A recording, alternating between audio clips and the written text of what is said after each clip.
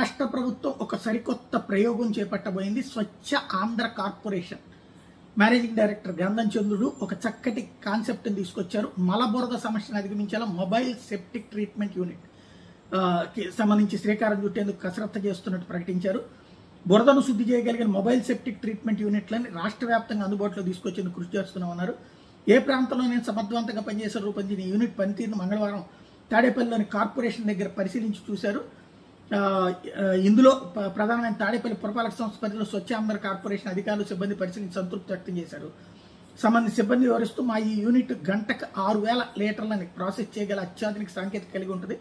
Mobile septic treatment unit సేకరించిన మలబురదను శుద్ధి చేసి స్వచ్ఛమైన నీరు కంపోస్ట్గా విడగొడుతుంది. స్వచ్ఛ భారత్ మిషన్ యొక్క ఆకాంక్షలకు అనుగుణంగా ఈ నిర్ణయం చేసుకొచ్చామని చెప్పారు. స్వచ్ఛ భారత్ మిషన్ ఆకాంక్షలకు అనుగుణంగా మలబురదను శుద్ధి చేయడం పర్యావరణ రక్షణకు దోహదపడుతుందని ప్రకటించారు. మొబైల్ సెప్టిక్ ట్యాంక్స్కి సంబంధించిన ట్రీట్మెంట్ యూనిట్ల ఆవశ్యకతను గుర్తించిన కేంద్ర ప్రభుత్వం జిల్లాకు 2 వంతులు మనకు కేటాయించింది. టెండర్ ప్రక్రియను పూర్తి చేసి వాటిని అందుబాటులోకి తీసుకురావాల్సి ఉందని చెప్పి ప్రకటించారు. ఈ యంత్రం అధునాతన సాంకేతికత, అధిక ప్రాసెసింగ్ సామర్థ్యాన్ని ఉపయోగించడం ద్వారా మలబురదను వ్యవసాయ వినియోగ సంపదగా మారుస్తుందని గంధం చంద్రుడు ప్రకటించారు. ఇప్పటికే కేరళలో యంత్రం మంచి పనితీరు కనబరుస్తున్న సమాచారం ఉందని, అన్ని విషయాలు లోతుగా పరిశీలిస్తామని చెప్పారు.